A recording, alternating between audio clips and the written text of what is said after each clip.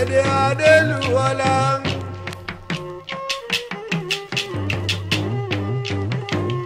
Adélùwọlá ará Èrúwọ̀n ọmọ Ṣàgà.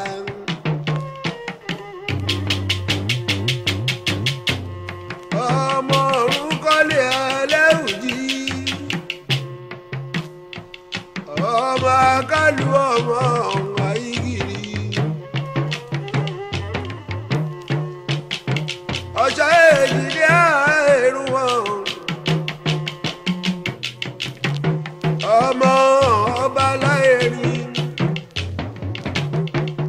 Ọmọ ẹ̀gúrọ̀ ọkọ ọmọ èjìdí lọ́gbọ̀n agogo. Ọmọ Eríjògùn ọlá. Ọmọ àbàtà bútú ọlọ́rọ̀ ọmọlé ẹ̀mọ́.